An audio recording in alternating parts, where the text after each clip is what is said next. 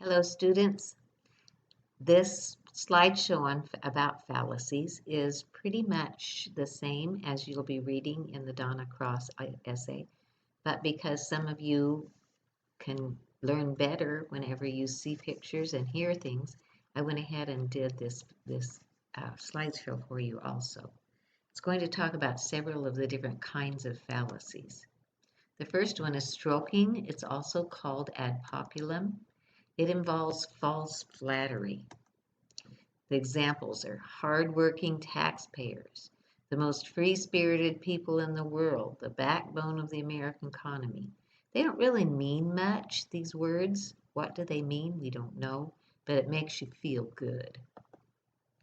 We're flattered into buying the product because we want to be hardworking, etc.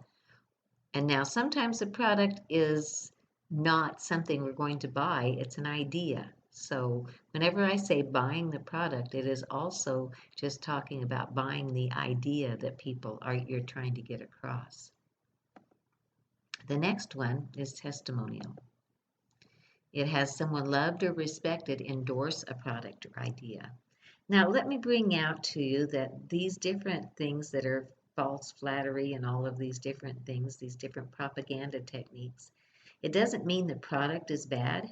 It just means that you need to think really hard about looking at the real merits of the idea or the product or whatever it is that they're trying to sell, because they are using these different things to try to get around your critical thinking.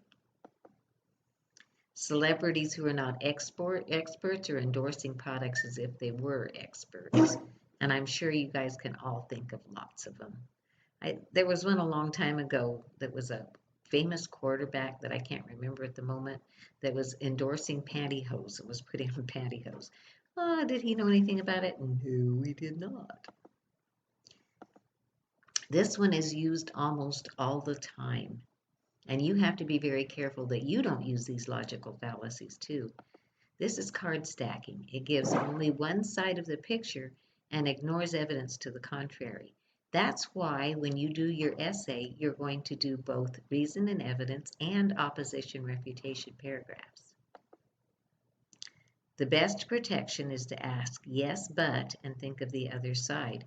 Then whenever you're writing your essay, you're going to think yes, but, and then you're going to put down what other people say, and then you're going to say why they are wrong. That's the opposition and refutation. False analogy, be careful that you don't do this. It's comparison between two ideas, events, or things that are dissimilar in significant ways. Smoking special cigarettes is like strolling through the forest on a spring day. So be careful when you are doing your essay that you don't say this is like this if they aren't close together. Bandwagon, be careful that you don't do this. We need to do something or believe in something because everyone else who is important believes in it or is doing it. So be very careful whenever you're, especially in your conclusion, don't say everybody is doing this. Be careful that you are not guilty of this fallacy. More people believe in me every day. Join them in our fight for America. Or choosy mothers choose Jeff. You want to get on the bandwagon and be the choosy mothers. Be kind of thinking about these not only for your essay and writing your essay, but in slogans and things like that whenever you were watching. If anybody ever watches any kind of commercials on TV anymore, be careful and look for the things so that you'll be an informed and consumer. Glittering generalities. Ooh, look, see, it's a big thing. They want us to accept and agree without examining the issue. It's cliches. That's why in your essays you're going to have critical thinking in there, not just say cliches such as the American way, our constitutional rights, the American dream is just right and fair, Tea Party conservative. Be careful that you don't just throw those platitudes out there without any thought behind them. Plain folks appeal tries to win our support by appearing to be a person just like us. I'm just like you and I lost 354 pounds by taking Wonder Supplement. Be careful that you don't do that in your essays also. The irrelevancy of the plain folks appeal is obvious. Even if the man is one of us, which may or may be not true at all, that doesn't mean his ideas and programs are sound or even that he honestly has our best interests at heart.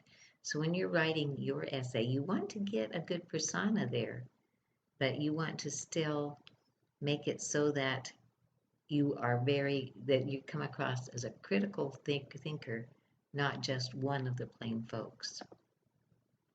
The faulty cause and effect. This one absolutely can happen. This device sets up a cause and effect relationship that may or may not be true.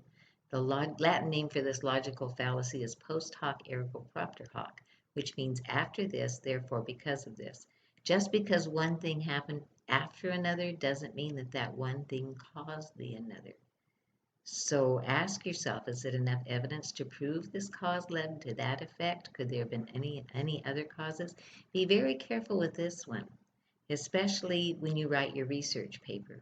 Is this what really, because you're going to be doing a lot of cause and effect in that. But even in your argument essay, your position essay, you're still going to be doing, does this cause this or not? Make sure that you prove it. Doesn't mean you can't say this caused this. This means you have to prove it. That's the end of that.